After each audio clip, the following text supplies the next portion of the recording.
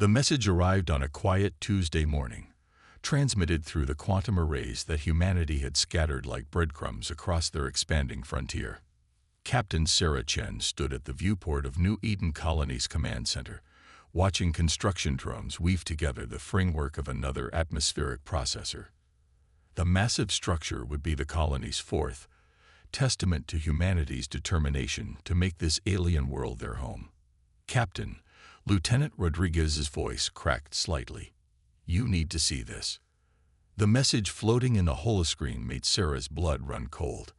It came from an entity calling itself the Concordat of Elder Races, and its contents were simultaneously magnificent and terrifying. Humanity wasn't alone in the universe, but their first contact came in the form of an ultimatum. "Greetings, children of Earth," the message began, its translation perfect despite its alien origin. "Your rapid expansion and technological development has drawn our attention. While we acknowledge your achievements, your unfettered growth poses an unacceptable risk to galactic stability. You will cease all military development beyond your home system and submit to Concordat oversight, or face immediate containment." Sarah's hands clenched into fists. New Eden was home to 30,000 colonists, families who had crossed 15 light years to build something new. The colony's defensive grid was still under construction, designed to protect against natural threats like meteor strikes. Against an interstellar civilization, it would be useless. "Get me Earth Command," she ordered, keeping her voice steady, "and begin quiet preparations for evacuation, just in case." The quantum link to Earth took 12 minutes to establish, during which Sarah studied the message's metadata. The transmission had come from somewhere beyond the colony's sensor range, but its power signature was enormous, suggesting technology far beyond humanity's current capabilities. Fleet Admiral James Torres appeared in the holoscreen, his dark eyes already showing signs of strain. "Captain Chen, I assume you've received the same message we have." "Yes, sir." "Any orders?" "We're still formulating our response, but I want you to know, we won't abandon New Eden. The colony stays." Torres leaned forward. "What they're asking. It's not just about military technology. Our ships, our terraforming systems, our medical facilities, everything we've built to survive out there has dual-use potential. They're essentially asking us to stop being human." Sarah nodded grimly. Humanity had learned harsh lessons on Earth about the price of being unprepared. Their expansion into space had been methodical, with redundant systems and defensive capabilities built into every piece of infrastructure. Not out of aggression, but from hard-won wisdom about survival. "Sir," she said carefully, "our long-range sensors are picking up unusual gravitational distortions. I think we're about to have visitors." "Already?" Torres frowned. "They're moving faster than we anticipated." "Chen, listen carefully. We're activating Protocol Lighthouse. You'll be receiving coordinates for emergency quantum tunneling if evacuation becomes necessary, but your primary mission remains unchanged. Protect the colony." The transmission ended, and Sarah turned to her crew. The command center had gone quiet, everyone processing the weight of what was happening. Humanity's first contact with alien life, and it came with a threat. "Sound general quarters," she ordered, "but keep it calm.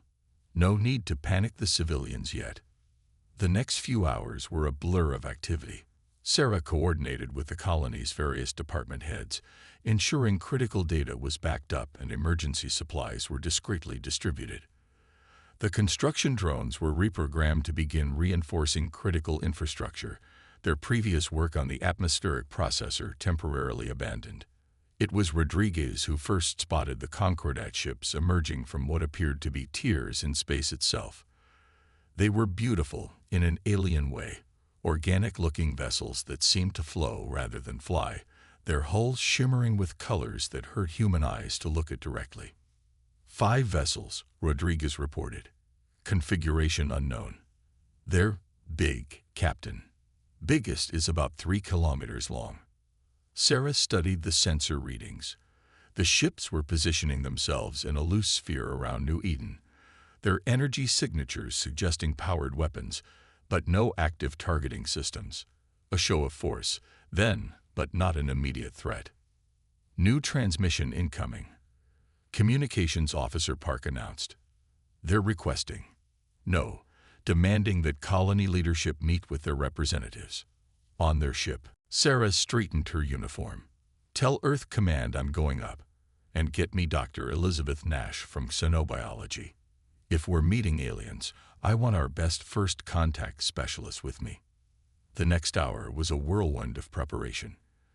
Dr. Nash, a brilliant woman whose enthusiasm seemed undampened by the circumstances, gave Sarah a crash course in possible alien communication protocols.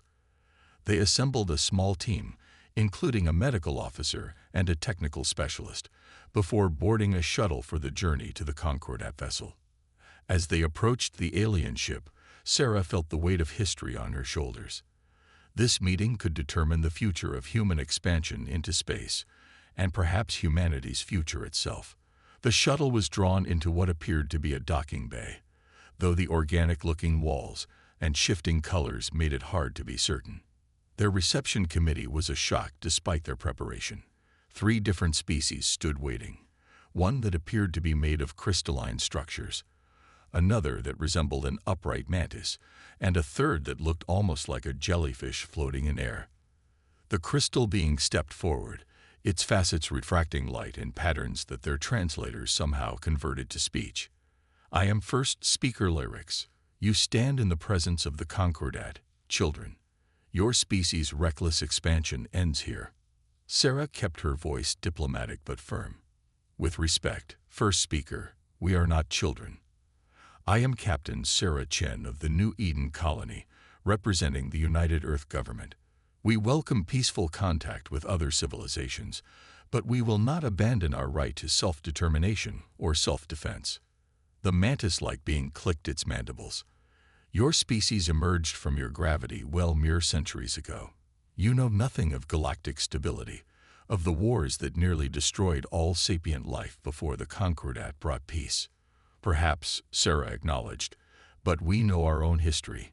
We know the cost of being unprepared, of assuming that peace will maintain itself without the strength to defend it. The jellyfish being pulsed with colors. Your ships bristle with weapons. Your colonies are fortresses. Even your medical facilities can be converted to military use. This is not the way of civilization. Our ships carry weapons because space is dangerous, Sarah countered. Our colonies are protected because they must be. And yes, our facilities are multifunctional, because when you're 15 light years from home, everything must serve multiple purposes. This isn't aggression, it's survival. The meeting continued for hours, a tense dance of diplomacy and cultural exchange. The Concordat representatives were clearly troubled by humanity's approach to expansion, seeing echoes of ancient conflicts in their methods. But Sarah saw something else in their reactions, a rigid adherence to doctrine that had calcified over millennia of unchallenged dominance. As she returned to New Eden, Sarah knew this was only the beginning. The Concordat would not be easily convinced, and humanity would not easily submit. But perhaps in this clash of philosophies, both sides might learn something valuable about the true meaning of civilization.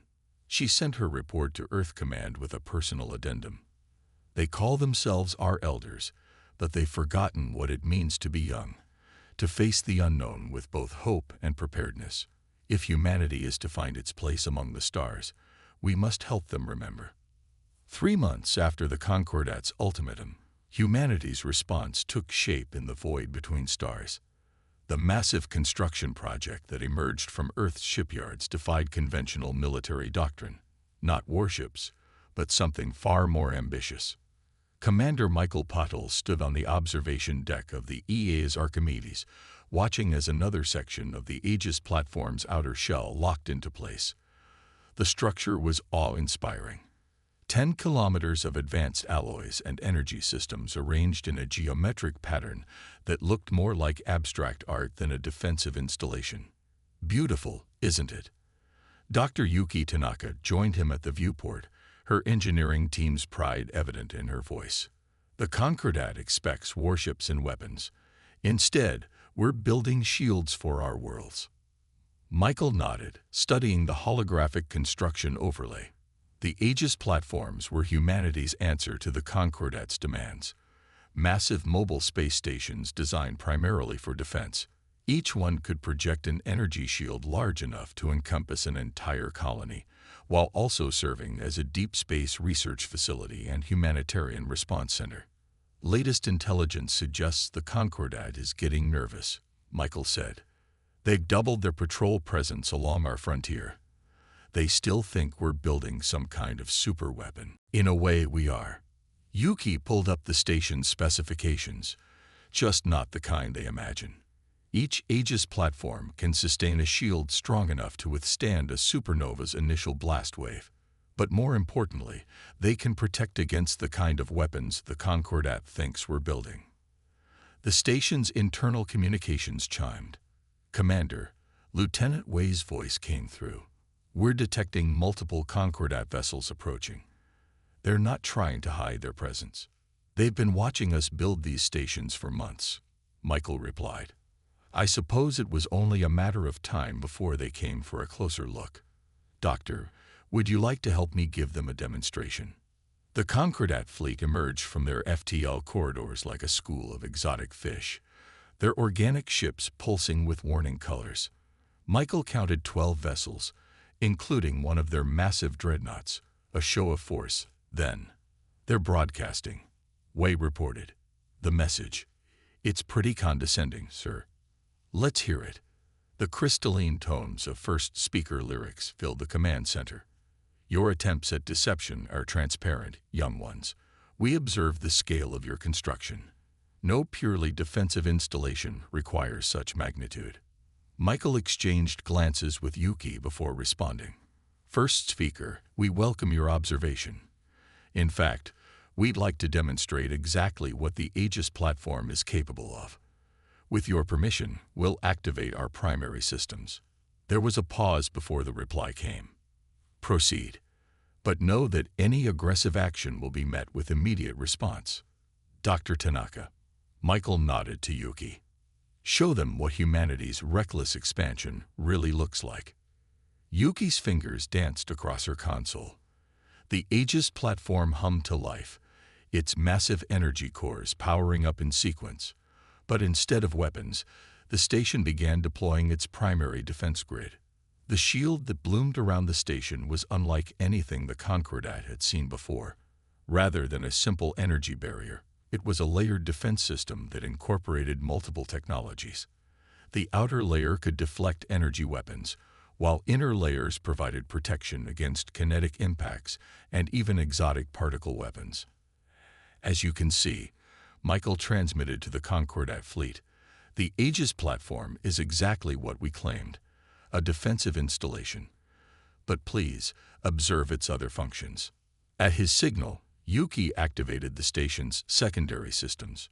Massive hangar bays opened to reveal not fighters or warships, but humanitarian vessels equipped for disaster response. Research laboratories powered up, their sensors already gathering data about the surrounding space.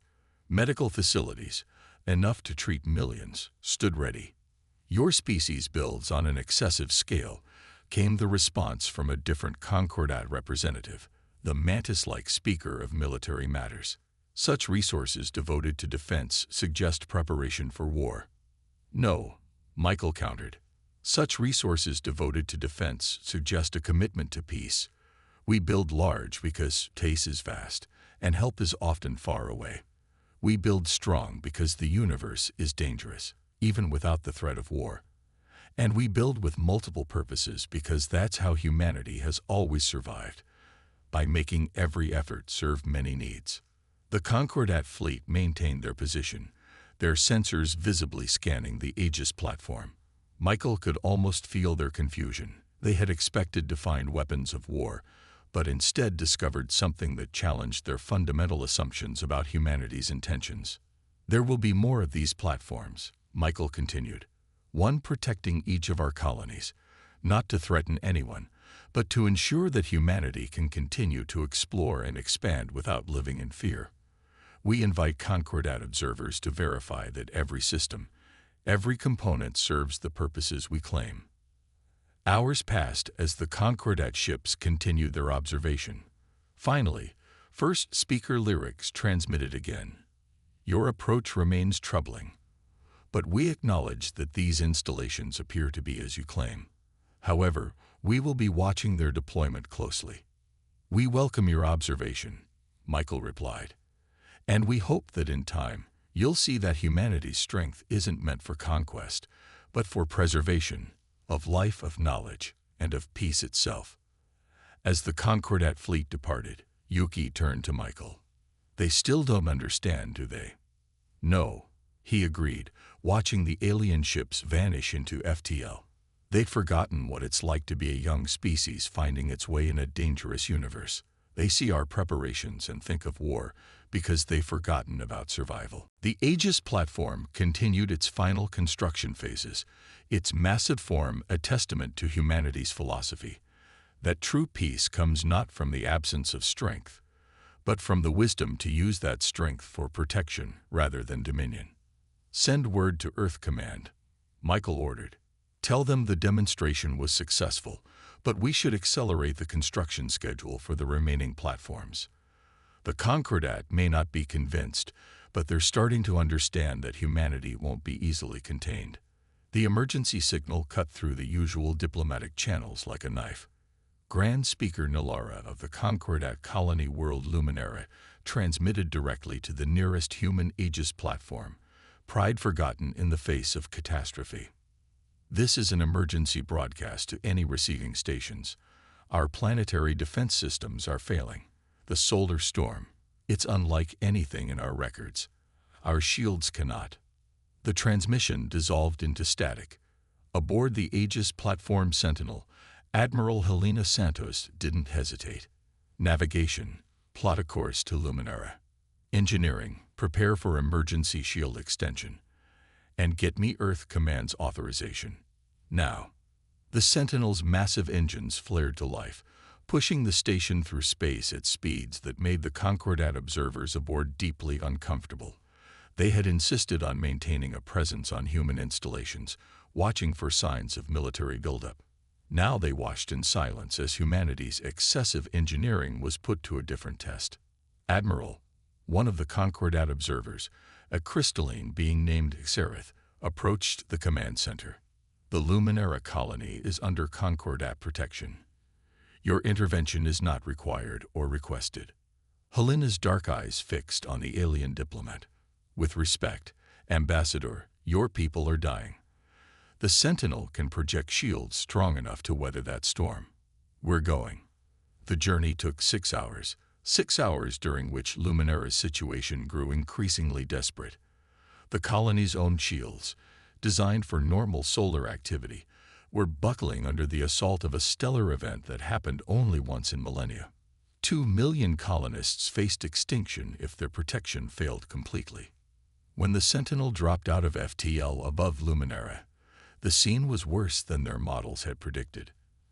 The planet's upper atmosphere was visibly ionized, glowing with absorbed radiation. The Concordat's defensive satellites were already failing, their more delicate systems overwhelmed. Energy readings are off the scale, Lieutenant Commander Jackson reported. This is at least triple what their systems were designed to handle. Deploy primary shield array, Helena ordered. Maximum coverage pattern, and prepare the emergency response teams. There will be casualties to treat once we stabilize the situation. The Sentinel's shield systems, the same ones the Concordat had criticized as unnecessarily robust, powered up. Energy fields expanded outward from the massive station, layer after layer of protection, extending to encompass not just the colony, but the entire threatened hemisphere of the planet. Concordat vessels approaching, Tactical announced. Admiral, they're positioning themselves to assist with shield coverage. They're offering to coordinate their shields with ours. Helena allowed herself a small smile. Accept their offer. Show them how our systems can synchronize with theirs. Let's save their people together. The next 12 hours were a testament to both human engineering and international cooperation. The Sentinel's shields held against the brunt of the storm, while Concordat ships filled in the gaps in coverage. Emergency teams, human and Concordat working side by side, transported to the surface to treat casualties and repair critical infrastructure. In the colony's main medical center, Dr. Sarah Chen, no relation to the New Eden captain, worked alongside Concordat physicians, their different approaches to medicine complementing each other in unexpected ways. Human emergency protocols, developed over centuries of dealing with disasters, proved invaluable in organizing the response. Your medical technology, a Concordat healer observed as they treated radiation casualties together, it's far more robust than ours. More adaptable. Sarah nodded, adjusting a regeneration field. We design everything to handle multiple scenarios. On Earth, we learned that disasters rarely follow predictable patterns. Better to have systems that can adapt than ones that only work under ideal conditions. Above the planet, Helena received a transmission from the Concordat High Council itself. The ancient beings who had once demanded humanity's containment now spoke with a different tone. Your assistance was unexpected, the first speaker admitted. When we saw your defensive installations, we assumed the worst about your species' intentions. Perhaps we were hasty in our judgments. We build strong walls, Helena replied, not to keep others out, but to ensure we can help when help is needed. Today proved why we believe preparation isn't aggression, it's responsibility. As the solar storm finally began to subside, the combined fleet maintained their protective shield. On the surface, human and Concordat medical teams continued their work, saving lives together. It was a moment that would mark a turning point in relations between the species. Admiral, one of her officers reported, we're receiving requests from other Concordat worlds. They want to know if we would consider positioning Aegis platforms near their critical colonies, just in case. Helena looked out at the massive shield still protecting Luminara, at the Concordat ships now working alongside them as allies rather than suspicious observers. Tell Earth Command we're going to need to build more platforms, and tell the Concordat that humanity stands ready to help protect all sentient life, not just our own. The lesson was clear. Humanity's drive to build, to prepare, to create robust systems capable of handling any crisis wasn't a sign of warlike tendencies. It was a commitment to preservation, to protection, and ultimately, to peace through strength and readiness. As recovery operations continued on Luminara, word spread through Concordat space. The young species they had tried to contain had just demonstrated why their approach to civilization might not be as reckless as it appeared. Sometimes, it seemed, the children could teach the elders a thing or two about true preparedness. 1 year after the Luminara incident, the great chamber of the Concordat High Council witnessed something unprecedented. A human delegation standing as equals before the assembled representatives of the galaxy's oldest civilizations. Dr. Maya Patel, Earth's chosen ambassador, stood calmly before the gathered species.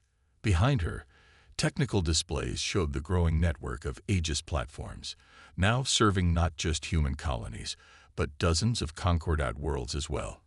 Each platform represented a partnership, a bridge between humanity's innovative drive and the Concordat's ancient wisdom. Honored speakers, Maya began, her voice carrying across the vast chamber. A year ago, many of you saw humanity as a threat to galactic stability. Today, we stand before you as partners in preservation. The chamber's organic architecture pulsed with light as the first speaker, Lyrics, moved forward. The crystalline being's facets caught the light in what Maya had learned to recognize as a gesture of acknowledgement. Ambassador Patel, when your species first emerged into deep space, we saw only the shadow of our own ancient conflicts. Your ships, your stations, your preparations, they seemed to echo wars long past. We were wrong. Movement rippled through the assembly as younger Concordat species, particularly those whose worlds now hosted Aegis platforms, indicated their agreement. The mantis-like Nexari representative stepped forward. Our colony worlds report unprecedented levels of security, the Nexari clicked.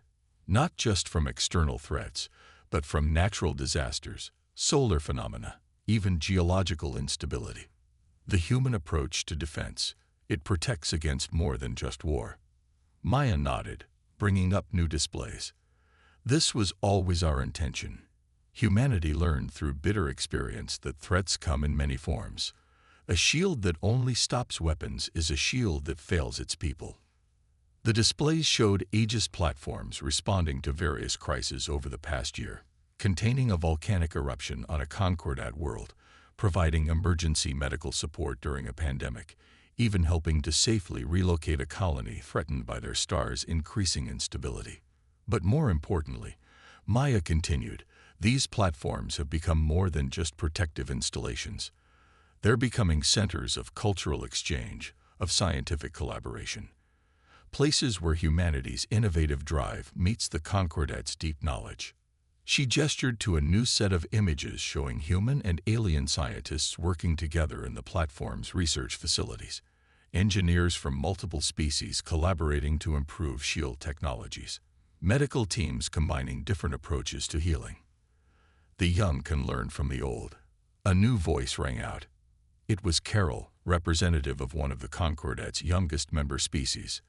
But the old can also learn from the young. Humanity's approach to civilization has shown us that stability need not mean stagnation. The chamber erupted in discussion, different species sharing their experiences with human cooperation. The jellyfish-like aurorae spoke of improved atmospheric control systems. The crystalline silicoids described advances in energy distribution. Each story built upon the last, painting a picture of transformation. First speaker lyrics raised an appendage for silence. Ambassador Patel, your species has challenged our assumptions.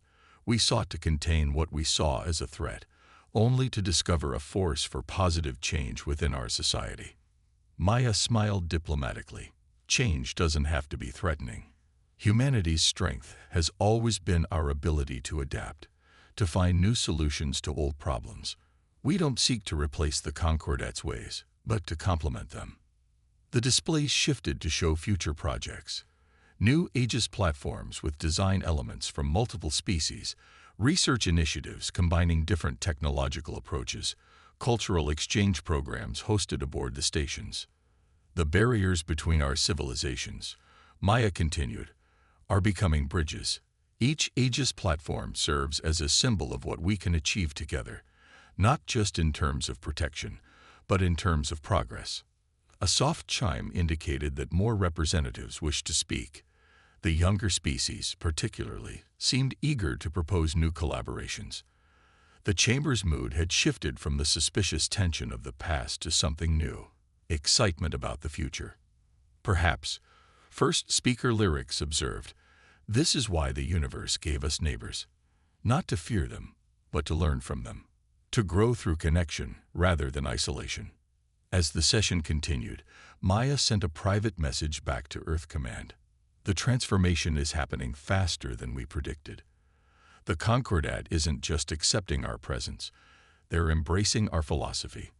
The stars are beginning to feel less like a frontier to be defended and more like a neighborhood to be nurtured. Outside the chamber, visible through its transparent dome, an Aegis platform hung in space alongside traditional Concordat vessels.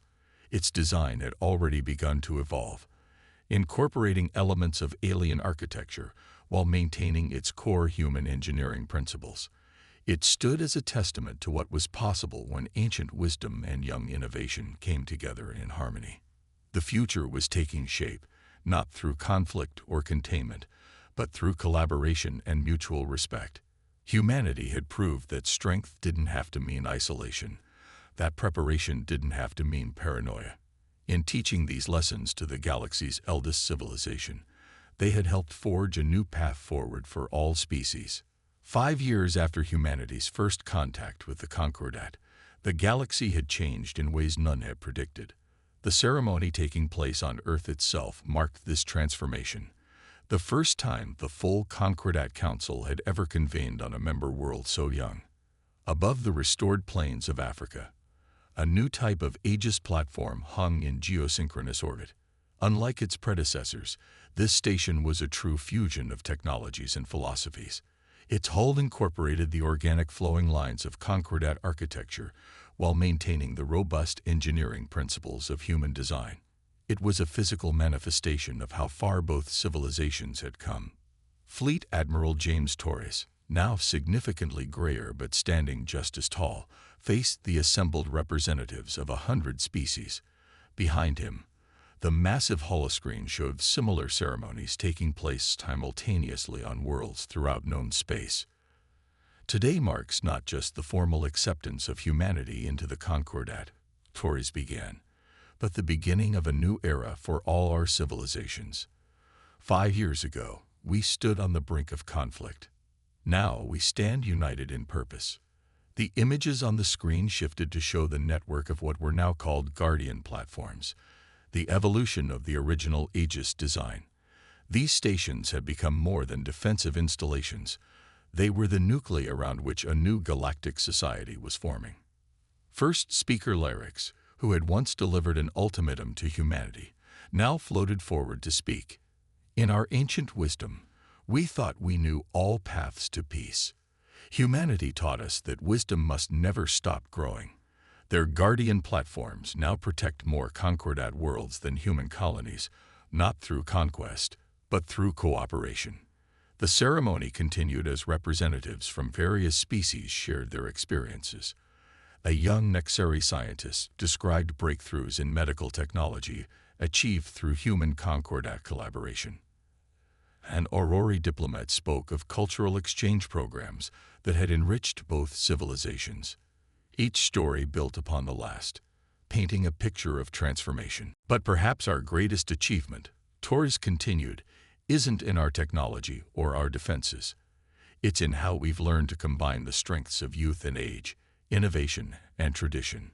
The holoscreen displayed images from across known space, human engineers working alongside Concordat architects to design new types of colonies, alien students studying at Earth universities, while human scientists learned from ancient Concordat archives, joint expeditions pushing the boundaries of explored space, combining human adaptability with Concordat experience. The barriers we once built to protect ourselves, a young silicoid representative observed, have become the foundations upon which we build connections. The Guardian platforms stand not as walls between us, but as bridges connecting us. As if to emphasize this point, the new platform above Earth activated its shield system, not the simple defensive barrier of years past, but a sophisticated energy field that could react intelligently to different threats while allowing safe passage for authorized vessels. It was protection without isolation, strength without aggression. Humanity's journey among the stars, Torres said, began with a simple truth, that peace must be built on more than hope. The Concordat's journey began millennia ago with the desire to prevent conflict through unity. Today, we recognize that both paths led to the same destination. The ceremony reached its climax as the formal treaties were signed. Earth was now a full member of the Concordat, but more importantly, the Concordat itself had evolved. The rigid hierarchy of age and tradition had given way to a more dynamic system where innovation and experience worked in harmony. Above the planet, the Guardian platform's shields shimmered with patterns that combined human efficiency with Concordat artistry. It was more than decoration. The patterns represented real improvements in shield technology, achieved through collaboration between species that had once stood ready to fight each other. We look to the future. First speaker Lyrics concluded, not with the caution of age or the recklessness of youth, but with the balanced wisdom of both.